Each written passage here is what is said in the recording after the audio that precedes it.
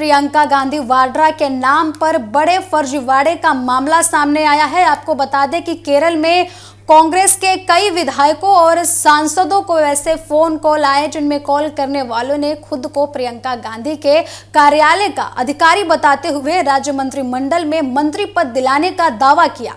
इसके बदले 3 करोड़ रुपए की मांग भी की गई। मामला सामने आने के बाद कोझिकोड साइबर पुलिस ने एफआईआर दर्ज कर जांच शुरू कर दी है। जानकारी के मुताबिक सबसे पहले यह मामला केरल के अलाथूर विधानसभा क्षेत्र से कांग्रेस विधायक विद्या बालकृष्णन के सामने आया। विधायक को दिल्ली के एक नंबर से व्हाट्सएप कॉल किया गया। कॉल करने वाले ने अपना परिचय वायनाड से सांसद प्रियंका गांधी वाड्रा के दिल्ली कार्यालय के कर्मचारी के रूप में दिया, जिसके बाद उन्होंने ये दावा किया कि जल्द ही राज्य में मंत्रिमंडल का विस्तार होने वाला है और यदि 3 करोड़ रुपए दिए जाएं तो मंत्री पद उन्हें दिलाया जा सकता है। हालांकि विधायक विद्या बालकृष्णन को शुरुआत से ही इस कॉल पर संदेह हो रहा था। उन्होंने किसी भी तरीके से बातचीत को आगे बढ़ाने के बजाय तुरंत कांग्रेस के वरिष्ठ नेताओं को इसकी जानकारी दी। इसके बाद पार्टी नेतृत्व की सलाह पर उन्होंने कोझिकोड साइबर पुलिस में औपचारिक शिकायत दर्ज कराई है। पुलिस को शिकायत मिलने के बाद मामला दर्ज किया गया है और मामले की जांच लगातार चल रही है। जांच के दौरान यह भी सामने आया है कि यह फर्जी कॉल केवल एक विधायक तक सीमित नहीं था, बल्कि कांग्रेस के कुछ अन्य नेताओं और सांसदों को भी इसी तरीके के फोन कॉल आए थे। रिपोर्ट्स के अनुसार अलग अलग नेताओं से अलग अलग रकम की मांग की गई थी।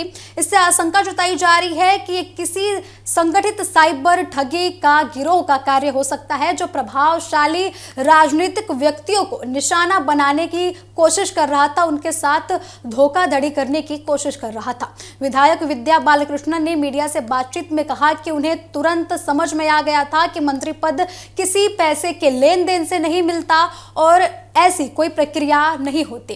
उन्होंने बताया कि कॉल करने वाले ने अंग्रेजी में उन्होंने बात की इंग्लिश में, और उन्होंने ये भी दावा किया कि उनका मोबाइल नंबर एक सांसद के माध्यम से मिला था। विधायक ने बताया कि उन्होंने इस कॉल की जानकारी प्रियंका गांधी के कार्यालय को भी दी है, जहां स्पष्ट किया गया कि उनके कार्यालय की ओर से कोई भी ऐसा कॉल नहीं किया गया था। इस मामले में प्रियंका गांधी के निजी सचिव और भी पुलिस ने भी इस शिकायत दर्ज की है। आपको बता दें कि शिकायत में यह कहा गया है कि प्रियंका गांधी और उनके कार्यालय के नाम का गलत इस्तेमाल कर लोगों से ठगी की जाने की कोशिश की जा रही है। पुलिस ने पूरे मामले की गहन से जांच की है और दोषियों के खिलाफ सख्त कार्रवाई की मांग भी की जा रही है। कोझिकोड साइबर पुलिस ने भारतीय न्याय संहिता की संबंधित धाराओं तथा सूचना प्रौद्योगिकी अधिनियम की धारा 66D के तहत मामला दर्ज किया है। पुलिस अब उस मोबाइल नंबर, व्हाट्सएप कॉल के तकनीकी रिकॉर्ड्स और कॉल करने वाले लोकेशन का पता लगाने में जुटी हुई है।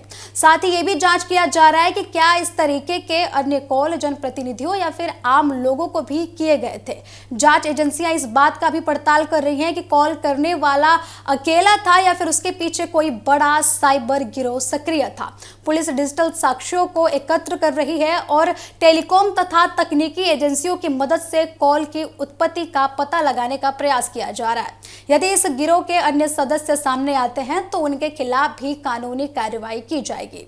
इस घटना ने एक बार फिर यह संकेत दिया है कि साइबर अपराधी अब राजनीतिक हस्तियों और जनप्रतिनिधियों के नाम का इस्तेमाल करके लोगों को निशाना बनाने की कोशिश कर रहे हैं।